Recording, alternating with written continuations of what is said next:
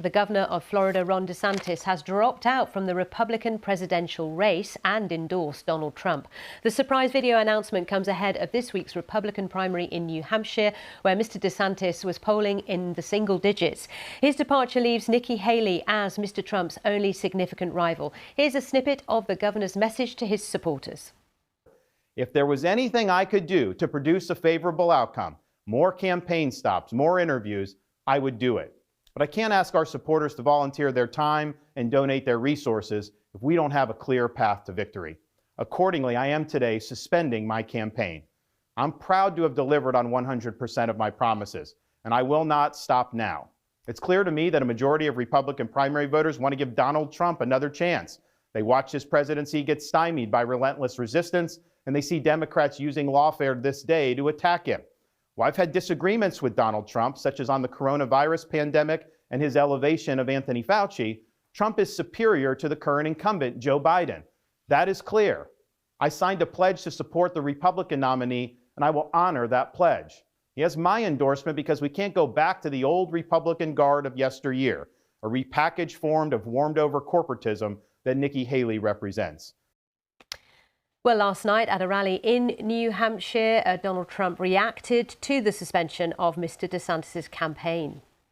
Before we begin, I'd like to take time to congratulate Ron DeSantis and, of course, a really terrific person who I've gotten to know, his wife, Casey, for having run a great campaign for president. He did. He ran a really good campaign, I will tell you. It's not easy. They think it's easy doing this stuff, right? It's not easy. But as you know, he left the campaign trail today at 3 p.m., and in so doing, he was very gracious, and he endorsed me, so I appreciate it.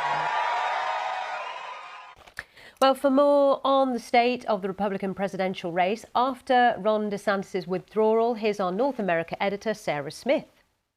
It is very unusual and really remarkable for a major candidate in a presidential race to pull out so incredibly early. Because only one state has voted so far, Iowa, where they went to the polls last week, and Ron DeSantis finished a distant second, about 30 points behind Donald Trump. They will vote here in New Hampshire on Tuesday, and of course it will then be down to a two-person race between Donald Trump and Nikki Haley. And it's amazing to remember that this time last year, Ron DeSantis looked as though he really did have every chance of capturing the Republican nomination. But then he ran a pretty poor campaign where he came across as stiff and awkward and not really very likeable to voters. And he was promising them Trump-like policies when it seems what voters really want is not Trump-like, but Trump himself. Donald Trump's doing a rally here in New Hampshire this evening.